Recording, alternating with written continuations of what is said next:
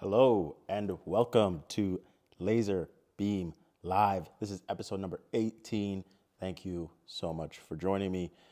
I don't know where you are in the world. I don't know what time it is for you, but whether it's morning, afternoon, evening, or night, I appreciate it and I appreciate you. All right, let's get right into it. Nicholas, how you doing? I believe, I don't know if I can scroll to the top, but I don't know who was here first. I think it was Jack, maybe Nicholas, but Scott, Nicholas, Laser314, Bill, Don, Jerry, Doug, Bart, how you guys doing? Belgium, 2 a.m. Thank you so much for joining me.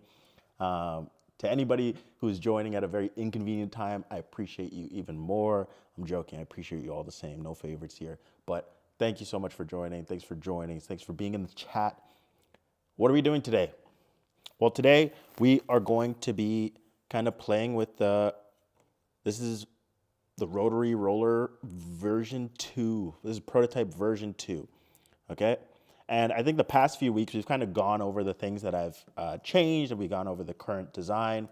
I want to tell you guys where I'm at right now. I'm actually very kind of happy where the product is right now, and I'm like this close to just, making changes to this, making changes to the design is over, and now we are, finding our suppliers and testing suppliers and putting together a pre-order page. So that's where I'm at right now. I'm like so close. There's a few things. There's the base plate with all the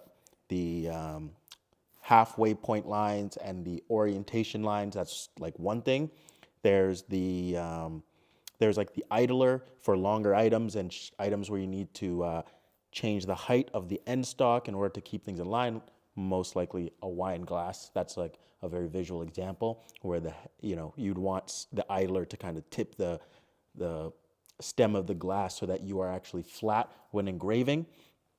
And I think that's about it. Other than that, I have to find out which materials I want to use, because one issue I am running into right now is that my 3D printed head, or my 3D printed bracket, like this face plate of the design, is actually bending because there's so much pressure and tension with the belt. As you can see, the belt is very taut, it's very tight, and that's causing a lot of pressure because this isn't power or isn't strong enough to actually keep the tension from bending the 3D print. But nonetheless, I've been playing with software and trying to dial in the software. And because if you guys have been here for a little bit, you guys know that the software aspect of things is kind of half the battle. We have a whole software development team trying to work it out, but they need me to kind of translate what they actually need to do on a kind of what they need from your average laser user, right? And how do we want to put that into the software? And it took us a long time. I used a Prusa. I think it was a Prusa version 3 or something like that. I used one of our Prusas, but we actually got like a very high quality printer in the shop recently. So I'm going to be reprinting this with like 100% infill with some PLA. This printer is much better. It should be good enough for prototyping. And then the actual material will probably end up being like a steel or an aluminum, realistically. Yeah, because the base plate itself, I want to be steel or aluminum, so I might as well make the entire thing steel or aluminum, other than the actual rollers, which I'll probably make out of like a rubber composite, so that we don't actually have to do anything once we design them and they get shipped to us from our manufacturer. Bamboo X1C. Jack just upgraded to. Is it a very nice? Oh, I think we have the bamboo. I think that's ringing in my head right now. I think we did buy a bamboo 3D printer. So yeah, we are on the same page as you. It's a lot better for higher quality stuff. I'm pretty sure there's carbon fiber. I was looking at a lot of the prints that our engineers and our people in the back end here have been playing with and testing with, and they look amazing. The quality of the print, it's getting so close to the powder or resin style printers with this printer. It is so premium. So that is literally what I'm going to be doing next, is reprinting this whole thing using that printer so I can get more testing out of it, and then dialing in the software aspect of things. So what did we actually dial in? So for the software, we've we've essentially been going one of two ways, or there's essentially two ways to go about this, right? Um, if we take a look at light burn, there's the light burn way. You know, oops. Let me open this up over here. So we have the light burn way, which we need a millimeters per rotation. We need the roller diameter, and that's it. It then adjusts the length of your actual project in the y-axis. Good evening, John. Thanks for joining. And that's how it actually varies. So it uses an equation. It's like, the length of the y divided by, pi times the roller diameter, times the millimeters per rotation. It's an equation there that I was able to kind of extract just by doing a bunch of testing and looking at the variables. And I was able to find out what equation they're using for when you select roller and y-axis. The people have a voice. Thanks for joining. So I figured out that equation, and I kind of was able to dial it into about 7.9 to 8.1 millimeters per rotation. And that was all well and good, but it did mess with the visualization, and it's going to make the software guys work twice as hard on visualizing that, right? They're going to have to be like, okay, it says it's 4 millimeters, but according to the equation that this software is doing in the back end, it's actually 10 millimeters. And so we need to display it as 10 millimeters because that's actually what it's going to be doing in an angular in an angular direction, right? So we didn't want to go that route because we have the Chuck style rotary, which is using our plan number 2, which is to go by changing the $101. So let me show you what that is.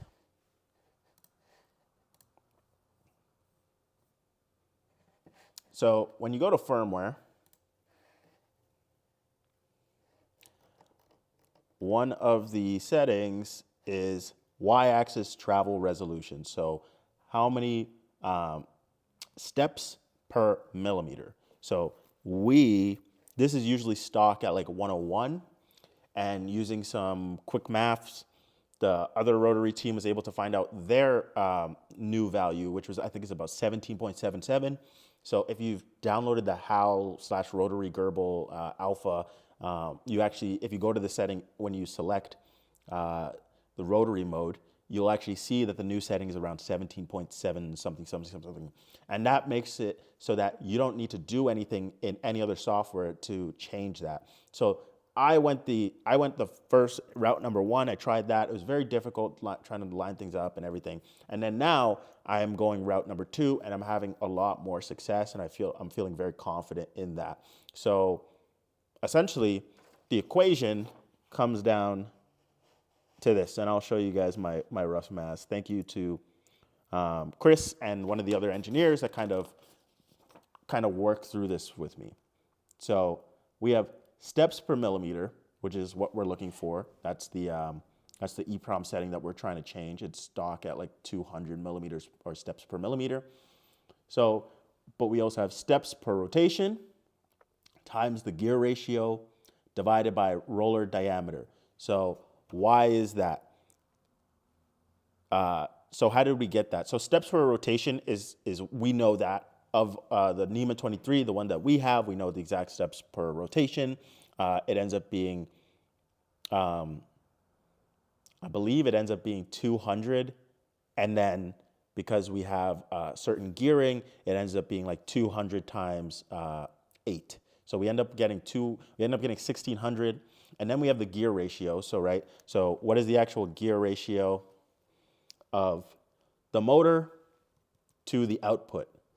And it's 1-to-1, right? Because we have a 20-tooth pulley here for a GT2 belt, and we have a 20-tooth pulley on both ends of here. So it's essentially 1-to-1. When this turns the exact same amount. When this turns, I can even turn it because we have tension here. When I turn this, the motor turns the exact same amount. So yeah, I'm sorry, guys. I hate to bring you guys to a little math class here, but yeah, so we have a 1-to-1 gear ratio. So when you see gear ratio here, it ends up being 1-to-1, so it is 1.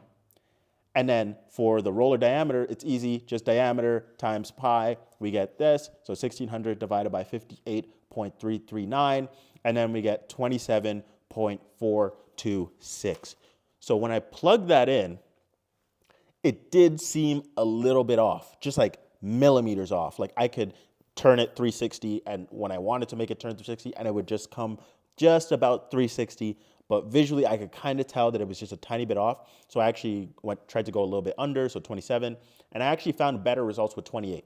So literally all I'm doing, other than, you know, designing hardware, is at this point, all I have to do is just find the exact number here between 27 and 28 that gives us repeatable success in terms of, I want this to turn 180 degrees, it turns exactly 180. Any interval in that 360, if I plug it in and I make it turn that, it will turn exactly that. Obviously 360 is the easiest because I can make a mark and then just make sure that it comes back 360, but that's all I'm trying to dial in. This 27 to 28, that's what I'm trying to dial in. And if we manufacture these rollers and they're a little bit different, then all I have to do is do that equation again, get the new value, and then do that tweaking again to get the exact value that's going to give you repeatable results for our roller. And then if you have outside rollers, you need to apply the same equation. So you need to know the steps per revolution and all that built into your motor, and then you need the gear ratio of your system, and then you just need the roller diameter, and you need to calculate that, and then you can come up with the same value.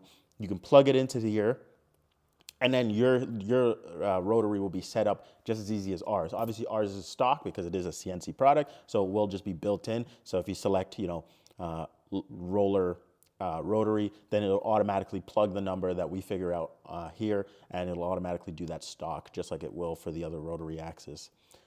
So guys, that is so exciting to me because that is all I needed to know. So the past few months we've been trying things, we've been talking to people. Chris gave me, showed me the equation that we have in the resources for the long mill, where it's also a 1-to-1 gear ratio, but then we use a lead screw, so you also have to calculate the pitch of the lead screw. So the only difference there was I had to, instead of a lead screw, I essentially was calculating the diameter of the roller, because just because this pulley here turns 1-to-1 to this, then I had to translate that to how much is this actually moving, because this has a different diameter than the pulley, right? So I had to, that's where the roller diameter comes into place, is that if this is moving 1 millimeter, which means this is moving 1 millimeter. So how much is this moving relative to this? And that's where all that math came in. And it came in clutch. Stay in school, guys. I'm a dropout, but you know, that's okay. Don't follow me. I'm not a role model.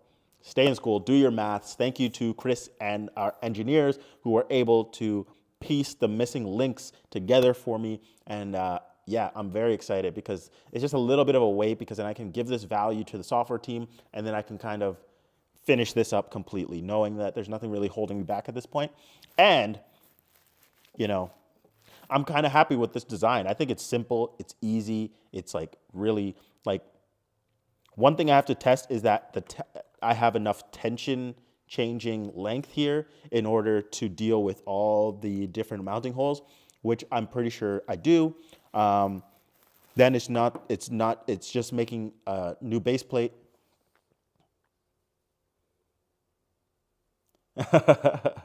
Jack, you're funny. Nicholas, I am driving both rollers. I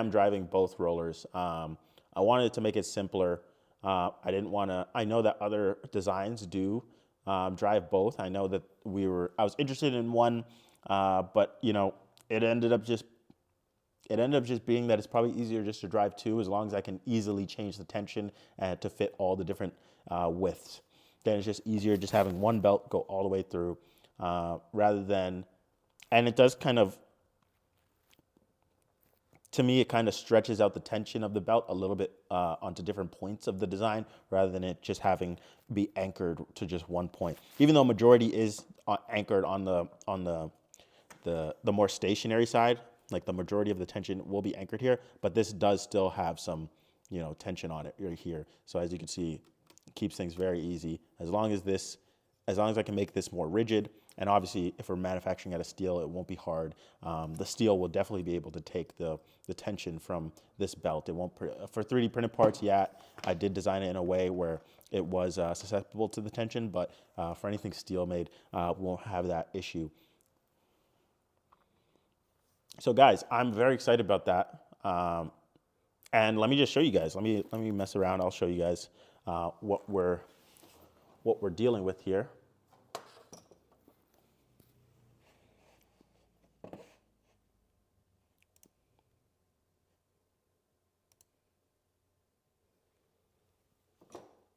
So you can see I have the line. I have like a line right there, and I keep a little bit of a gap. And then let me show you guys what I was doing. Is that in Lightburn? See, so now because we made the change on G-Sender side, you'd no longer have to deal with anything here. You don't have to enable this now, right? So all you have to do is, you can still use this as a calculator, right? I used it as a calculator to find the length. So if I want to test one full rotation, I need to know the circumference of my part. My diameter was 30, so I got my circumference. It was 94.248. I rounded it to 94.25. I don't need to enable anything anymore. I made a little box.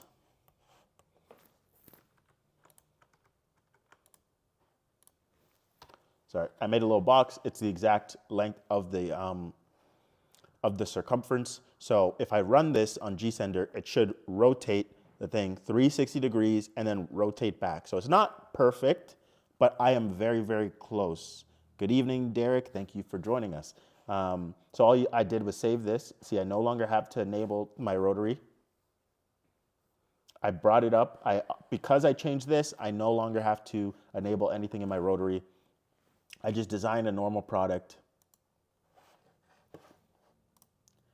And if I run this, you should see, I'm gonna try to split screen it so you can see better. But if I run this, you should see this line. So there's a line that's like right by the roller that I etched here, that I made with some Sharpie.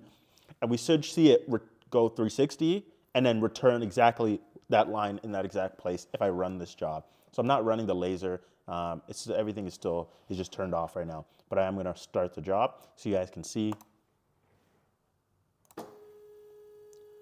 So you can see it's gonna do a full 360, see it? And then it's gonna return, and then it should return to the same spot. Boom. So as you can see, the line is right there. So it's like just perfect. I would say it's 99% perfect. I'm literally dealing with tenths of a single figure.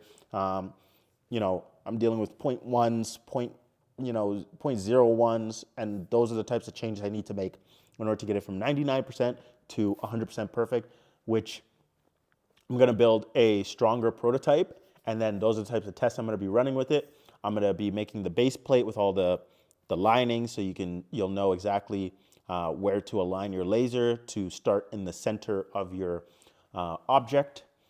And I'm going to be just making the idler for other longer projects and weirder projects where you need to adjust the angle a little bit. Those are gonna be essentially all the parts of the rotary. I'm very happy with this design. I am gonna keep this design the way it is. Chris did ask if I wanted to look at having these things screw in from the top. And I actually do think I want to keep them at the bottom. I like keeping them out of the way.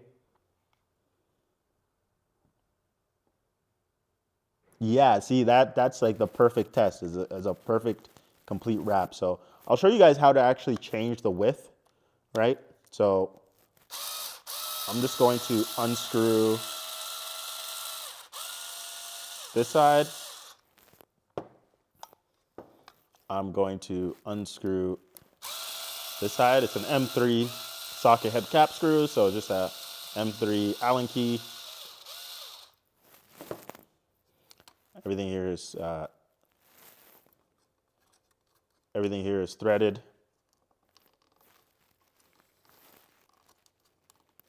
And I'm going to be moving it to the farthest length. I just kind of want to test the, I want to make sure I can still get a tension and everything.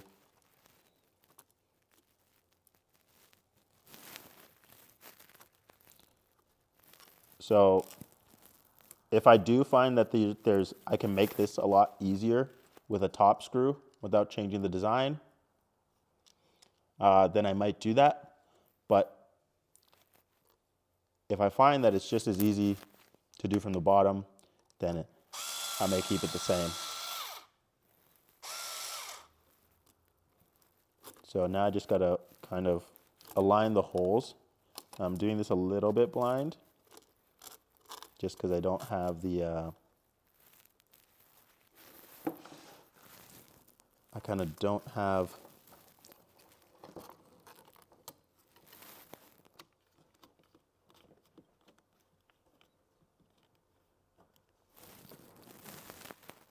so bear with me here.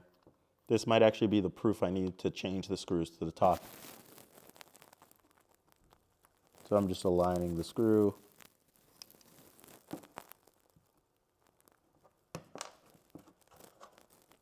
And then I'm just going to screw it in by hand a bit.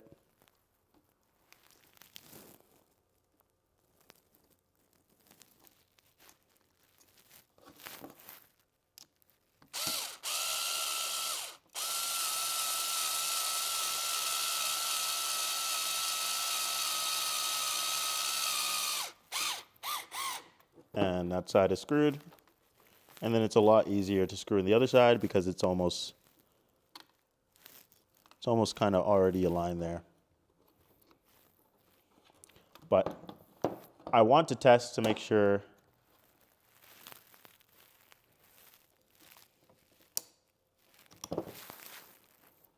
that we are still going to be engaging the belt, which we are. And if it does produce a little bit extra slack, that's why these are adjustable. So this just becomes very easy to just unscrew, or you don't even have to unscrew completely, just lightly unscrew so you have enough space to kind of push, and then push it until this becomes very taut. It is still taut even at the widest. So it's at the second widest, and it was at like setting 3 or 4, and now it's at setting like second widest, second widest, and we still have tension without adjusting this. So that's going to be your adjustability. You have adjustability in terms of the width. And if you do need to create some extra slack, you can always slide it.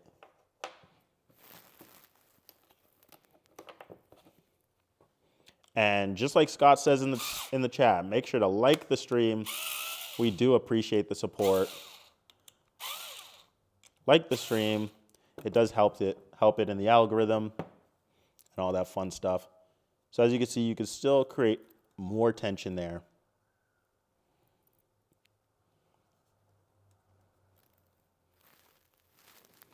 And I just want to make sure that it's engaging. So it does engage the bottom.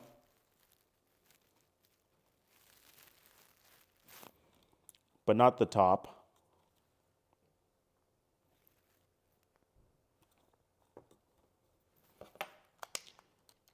And that's kind of all right at this stage, because we are having some bending. So all the angles are going to be off in terms of the path that the belt follows.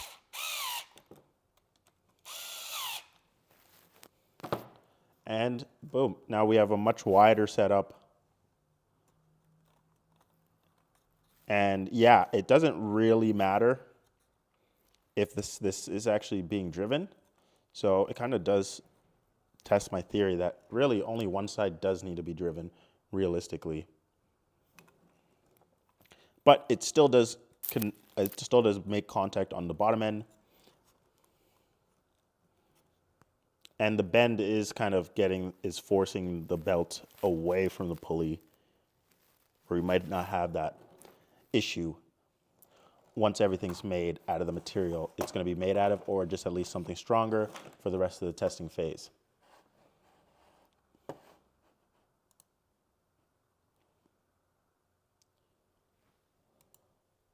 So yeah, guys, I'm very excited.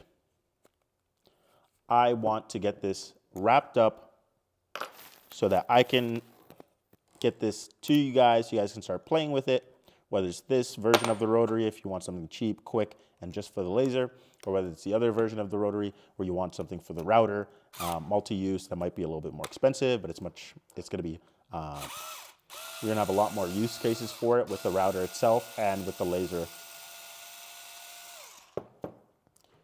So, guys, I'm very excited because it just means that the bare bones of the design is working, and I like the software aspect of things now because we are finally at a point where we can begin to make an alpha for the laser roller, which only makes testing this a lot easier.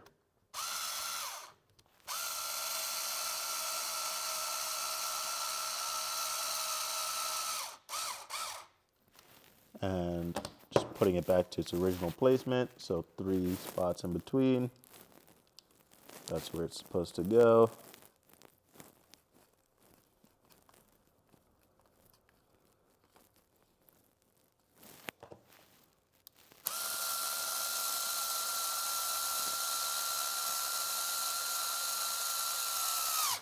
And we're all back to normal.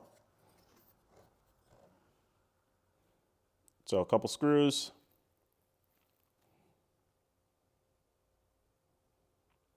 And we're all good.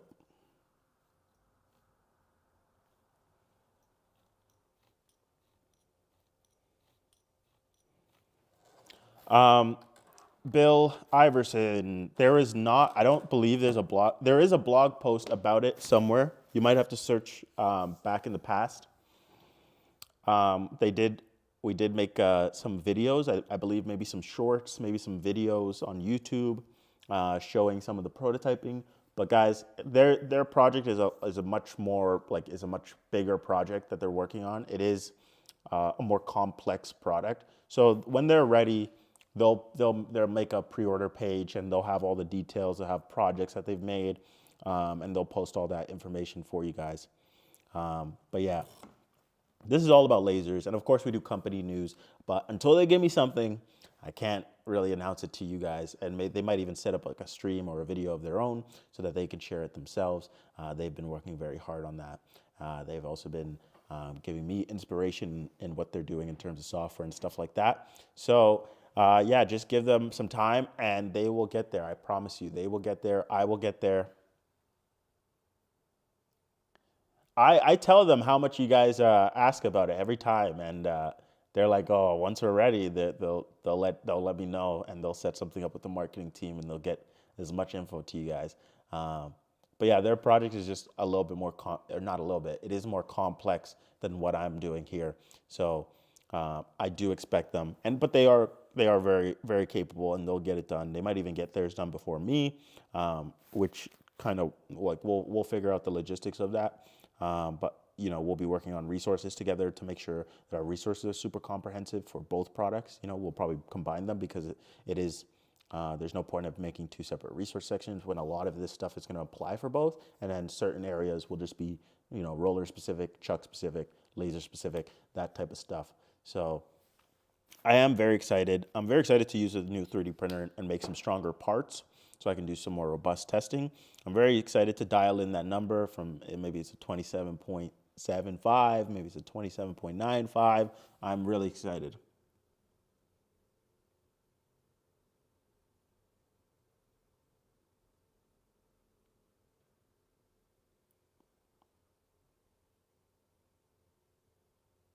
So Derek is asking, is it simple enough to lengthen the wires on the laser module?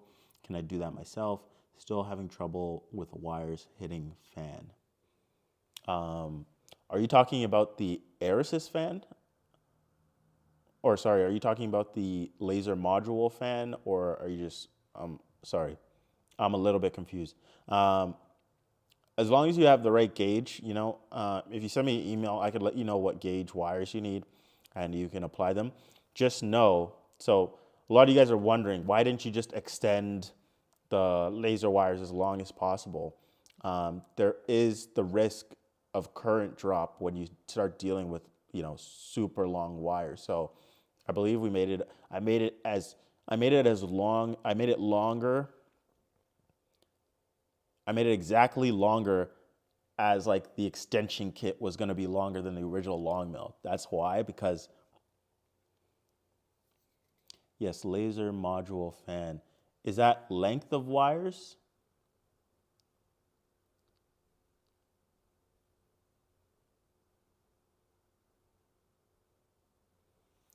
Derek, is that like, would that issue be caused by the length of wires, or is it just like something in there? It's just not feeding straight through the hole. It's kind of like going, this way and this way.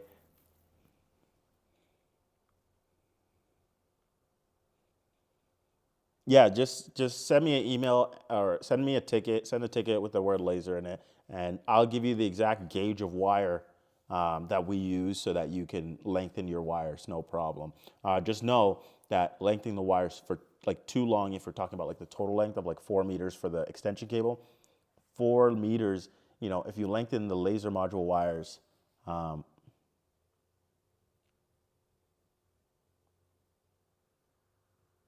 yeah, okay. Yeah, if you're okay with just a little bit of voltage drop, I wanted to avoid it, so I made it as small as possible. But if you're okay, just send me an email.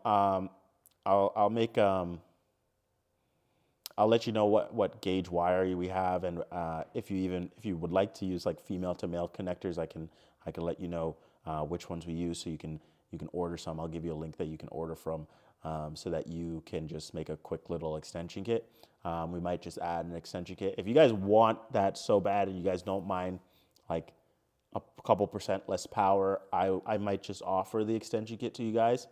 Um, it wouldn't be as long as 4 meters, because I don't think any of you guys need an extra 4 meters on top of your 4 meters. But if you guys would like a 1 meter extension cable, I can get that done through our cable supplier, and I can make something custom. But until then, if you guys do need it, let me know. I'll let you know what gauge wire you need and which connectors you need. You can obviously solder it, but if you guys want to just do a quick, connector, male to female type of extension, I'll let you know the connectors, and I'll let you know the wire gauge, so you guys can whip something up. Okay, does that sound fair? Okay, hit me up.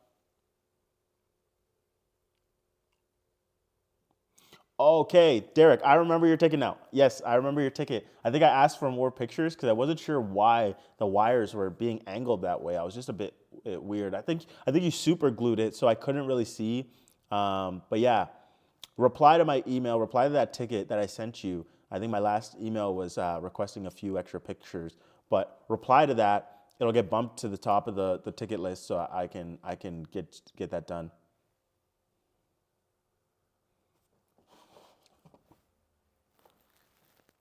Let me see if I can even. Yeah, send me an email. We'll deal with that. I'll deal with that ASAP.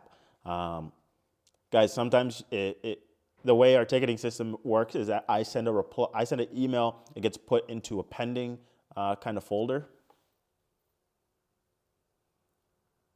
Yeah, so when I send an email, it gets put into the pending folder, and then like the open folder is kind of all the emails that I haven't replied to. So I send replies, and then I empty out my open to pending, and then it only goes back to open where I can check it if you guys reply to me. So if if you did reply, then I am sorry if I missed your reply. But if you didn't, then that's probably why how we lost contact there. But yeah, send me a reply, and I'll get right on it. We'll make a little clip for you guys if you guys are having the same issue. We didn't find that the issue was arising on our end, but if you guys need a little something, I don't mind sharing the files and 3D printing some clips for you guys. All right.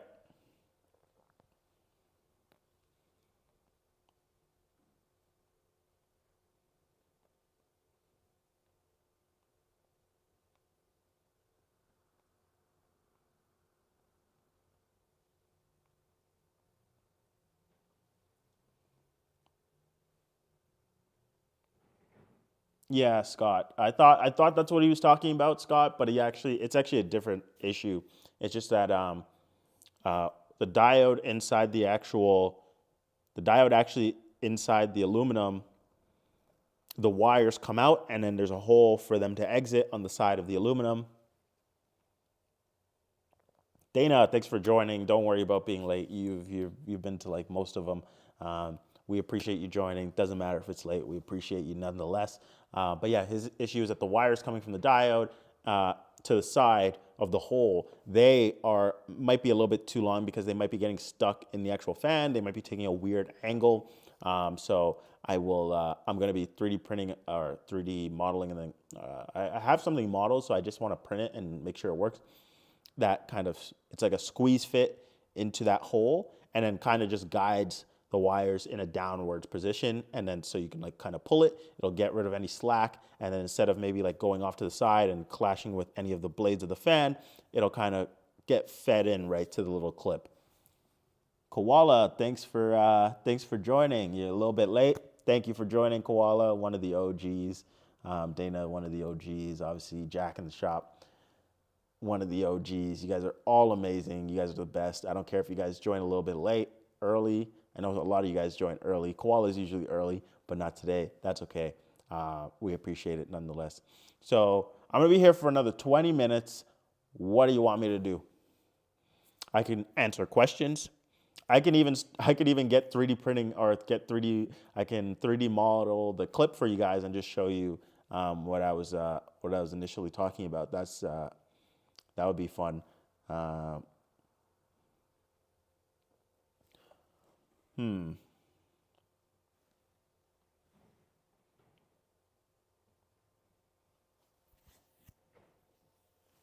What do we want to do today? Oh, we do have a. I remember last week we talked about the new G-Sender Edge release, the one that uses a lot less memory for its visualizer, which it takes up a lot. And it has released. When I was talking about it, it hadn't released yet, but now it has. So maybe we can take a look at that.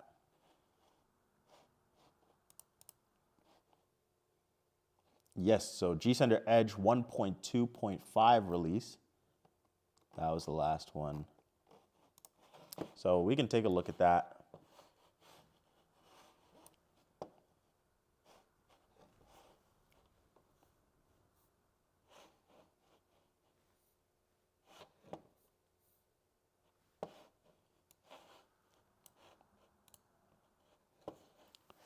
So guys, everybody, let's take a look.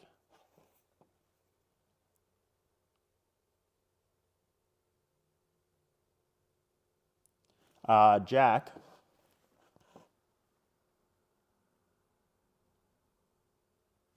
Yes, okay, so Jack asks, is the MK1 STL, which is a 3D printed file, for the feet still available? And I believe they are. I think you just have to go to the long mill, which is the MK1 over here. Go to advanced. Go to open source and modifications. Thank you, Dana. Please let us know. Let the software engineer team know. Let Chris know if you like G-Sender Edge or if you have any issues with this. Let us know. So because we are open source, we have all of our CAD files here. So depending on when you ordered, you might have a version, 1 to 4B.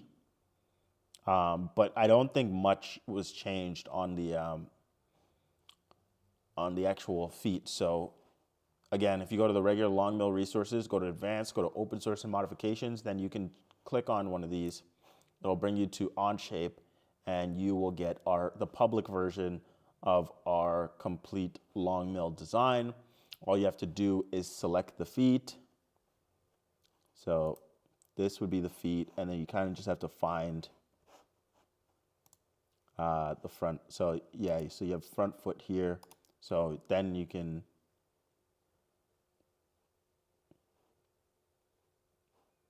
Let me see how you would. I don't use Onshape, unfortunately.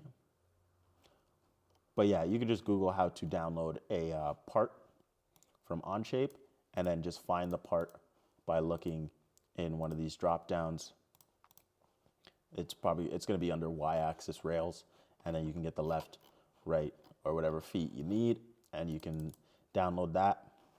Oh, so if you go to 3D printed parts, you have the NEMA back feet, you have the front feet,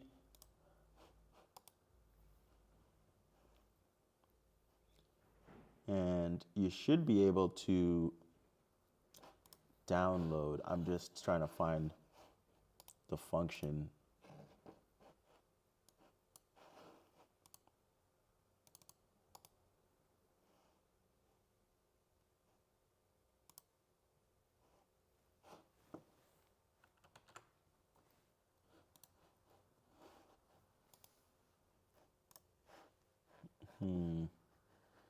Yeah, it should be a quick Google for you. So just Google how to download parts in Onshape, and then just follow the navigation to get here. And you should be able to download any version of the feet, whether it's version 1 to 4B. There wasn't too much change. It was pretty consistent from version 1 to 4B. So based on kind of when you ordered, you kind of, you can click one of the lower end designs or one of the top end designs if you were like part of our Kickstarter or part of 2021, 2020 type of order, then you'd probably be looking at version 1 or 2, and then 2021, 2022, version 4, 4B, and then everything past for the MK2, you'd have to just click on long mill MK2, same navigation, you can get all the parts from there. Awesome. So let's look at the G-Sender Edge 1.25. Okay, so this is from Chris, the developers. We're at the point in Edge's life where mostly focused on improvements to performance and hunting down any remaining bugs. This version is largely that, going through our backlog of reported issues and making sure they're handled. So that is great to hear. So that's why when I tell you guys, tell us about the issues, is because of this. We release fixes and we make things better. And there's no better, workflow for that than software, and you kind of see that with the soft engineers and G-Sender, and even more with G-Sender Edge, being able to push those releases a lot faster. So again, like we were talking about, 200 to 400% faster parsing. That's 2/3 less memory usage because they made things a lot cleaner and a lot more efficient with the visualizer. You can check out all the specifics of what they upgraded here, and then just click here to get to the GitHub and download which version you need for the computer that you're using. Very easy, very fun, very cool. I will be downloading this and getting that updated so I have the most up-to-date Edge, so no less issues.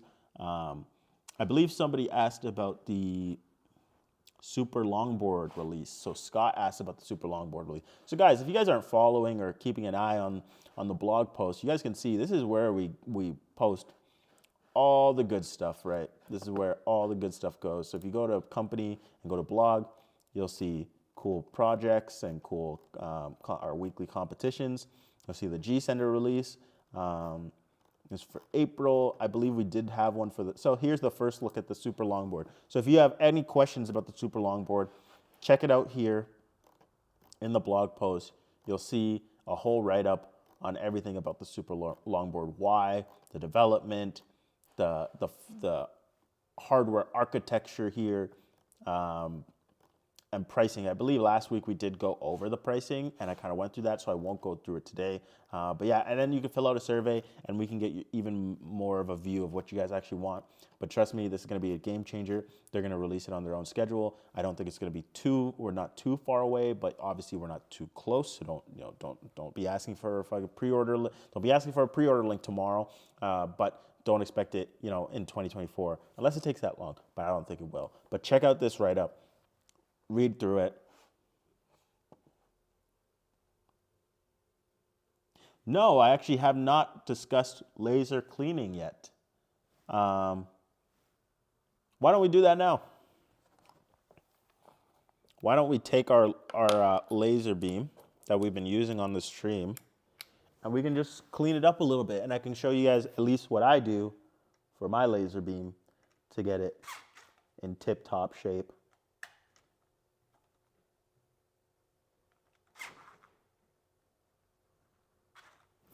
I need an M5 Allen key. This drill does not have enough torque.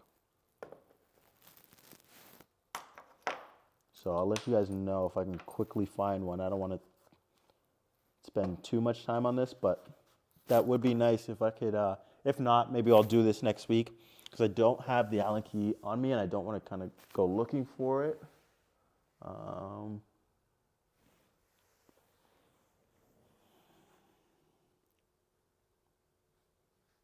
But guys, let me see if I can find it real quick. 1 second, bear with me. You guys can still hear me. Just looking for Allen key of the right size. Size 4 Allen key, and I'll just grab, just looking for a shop towel, because we don't want anything.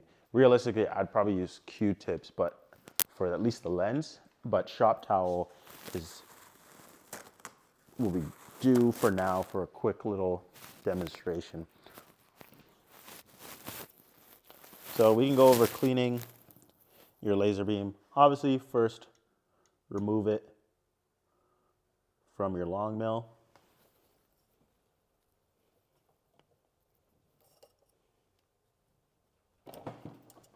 Sorry about that, it's very tight. Obviously, if you have like an impact drill, makes it a lot easier. But you know, after this release, I'll be releasing a magnetic mount finally. After 2.5 years, or 2 years, after 2 years since the pre-order, you guys have been asking me for a magnetic mount, and I will finally be releasing one probably 8 weeks after we release the rotary axis roller. So I only need about 8 weeks to kind of whip something together for you guys, and I'm very excited. So we have our laser beam. Oh, sorry about that. Let me switch it to full screen. So we have our laser beam, size 4 Allen key to get it off. I'm going to unscrew the lens here, and it can get a little bit messy, so do kind of plan appropriate. I'm not going to go through the whole thing, but if you want to get this thing back to like brand new, you do want to unscrew the mount, and you want to unscrew these fans in order to get really into the fan and get in and around the mount. But for now, I just use some isopropyl alcohol. 90% is obviously great for this kind of stuff. Isopropyl alcohol. You can wear gloves. And I like to almost make a little slit so that I can slide it into the slits, and I can just clean back and forth, and I can go into the next one, check if it's a little bit too dirty, and then we just check, use a different piece, and I just go back and forth. So because I folded it kind of like this with a point, I'm just getting it inside the actual slot, and then I'm just going up and down, cleaning it, making sure I get rid of everything. If I have any problem areas, this is where a Q-tip will come in handy. Or you can kind of just rip off a small piece, and I just like to fold it into something that has something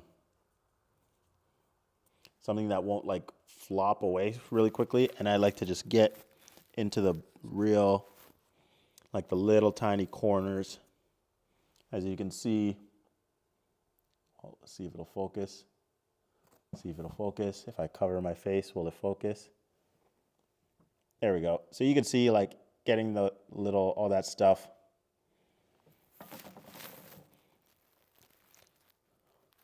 So Q-tips work really, really well for the fins.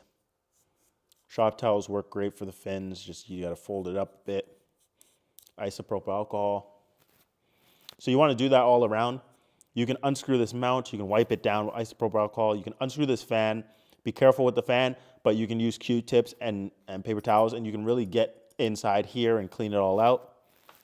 Then, you know, we can wipe down the front face once all the other sides are clean. And honestly, if you want the longevity of your product, just like any product, you could do this very often. You could do this once a week, and you can do it on the lenses like once a day. You know, it definitely doesn't take too long on the lens.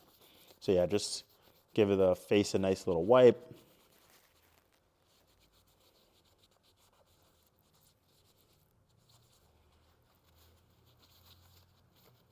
It's just copper, and so anything that you would do to copper,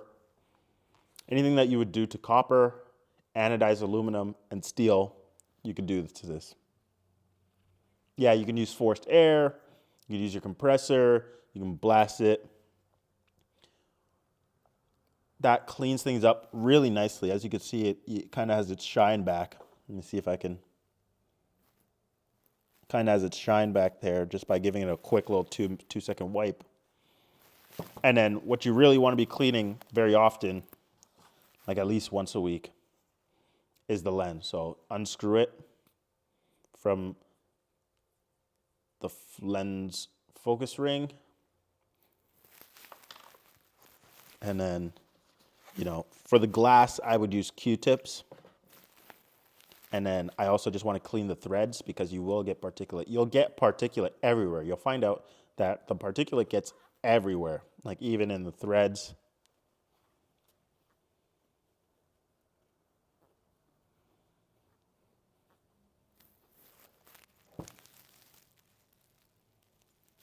Actually, Dominic, it actually is just a hole. Like as you can see, it is just a hole. But the wires, they come in and then they angle downwards so that they don't interact with the fan. So yeah, it is just a hole there. So that yours kind of got caught up in the fan, and now instead of angling downwards, it's probably just angling upwards. So yeah, just get all in the threads, and then use a different piece, or like I said before, Q-tip or lens cleaning wipes to clean the lens itself. Be careful you don't scratch the lens, so you do want to be careful on what you're actually using to clean the lens, but you do want to get in the lens. This side is a lot harder to get because you do have the casing of the lens, so you do either want to make sure you can get something in there. So I'm just twisting the shop towel to get in there, which is why Q-tips works. Lens cloth, lens wipes, anything like that. Make sure you're not leaving anything, any particulate in there that could get burnt up and crack or damage your lens. Because if you have anything in there and you're dealing with a lot of heat there, you could run into some issues there. So this is clean, and then just giving a wipe to the focus ring.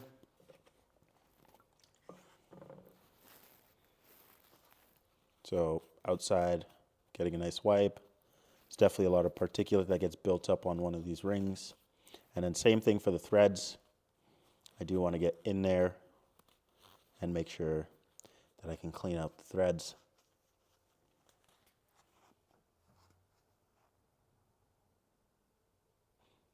So quick question, Koala asks, quick question, is there a definite dimension from laser or lens to material? Yeah, there is.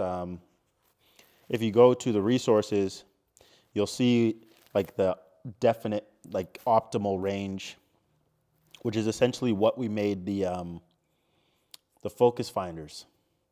So we made the top and the bottom. We essentially made the top and the bottom of the range, the focus finders. So I just screwed that back in there. Gonna screw it back on here.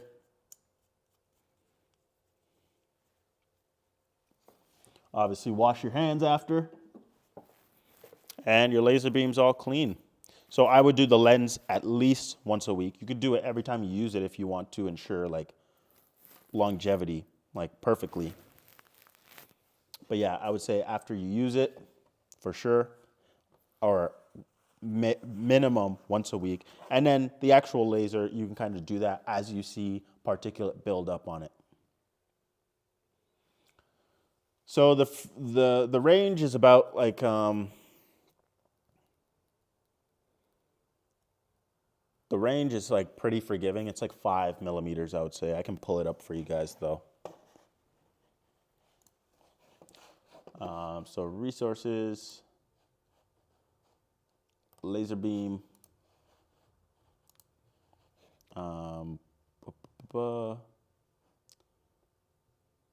So if we go to lenses,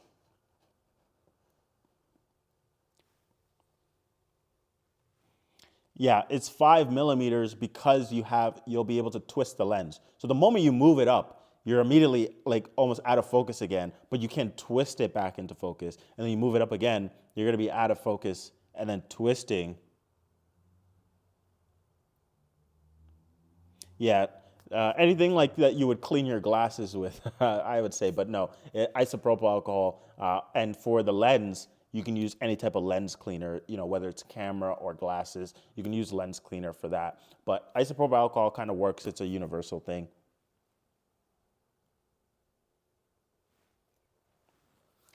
Yeah, but like, yeah, you can use any one of these numbers. You can use any number in this range on your caliper, right? These are lenses, right? These are lenses, guys. You have to realize like these are lenses. There's always going to be multiple points where you can make it perfectly you can make it perfectly focused.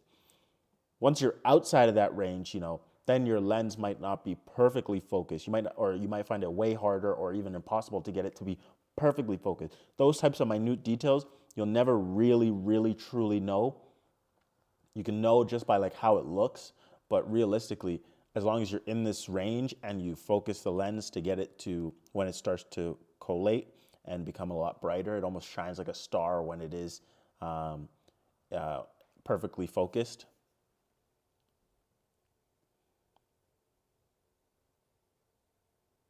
Raw. Do it on raw wood. You don't know what's in, like, springs are for added tension, so, you know, it's not really an issue.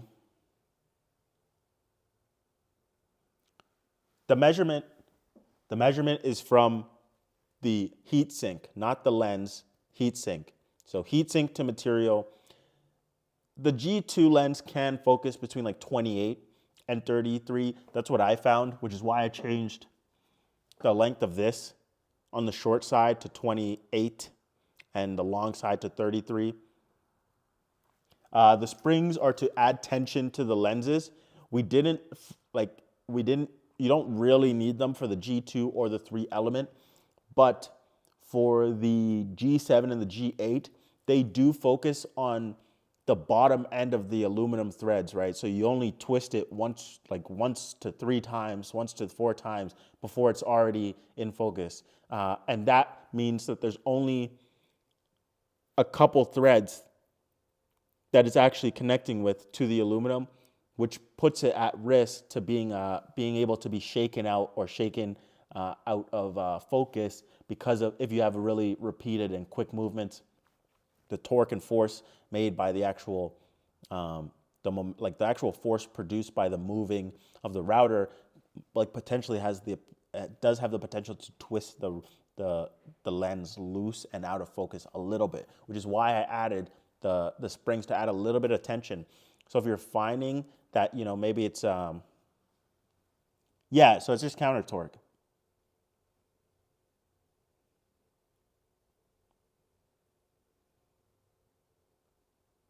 Yeah, it's just the counter torque. This is adding counter torque. You really only need it for the G7 and the G8. You can combine, you can stack multiple springs in order to get a lot of tension if you're finding that your lens is loose, or you can like sandwich them together, interlock them to create a really extra force there, which is why I provided 2 of every size. So you can kind of mix and match. You can stack them, you can squeeze them together, interlock them, all that fun stuff in order to create kind of like the perfect thing for you in order to make sure that there's no variance in terms of, oh, it's focused here, it's not focused here, because it was moving really quickly and it shook it out of focus.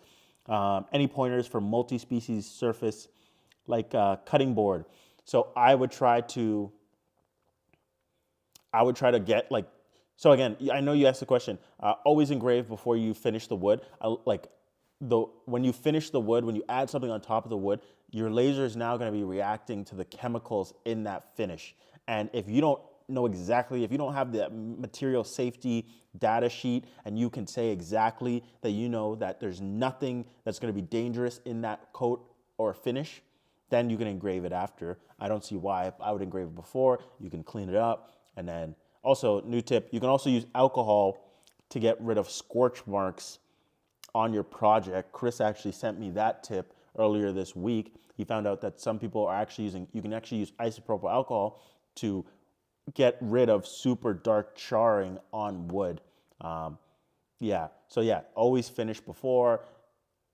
Never engrave anything you don't know what's in it, right? So if it's a blend of plastic, you don't know, because if it has, certain plastics in, you can create mustard gas, you can create so many dangerous chemicals. So always engrave on pure items, right? Genuine leather, unfinished woods, 100% acrylics, stuff like that, stuff that you know where it's from.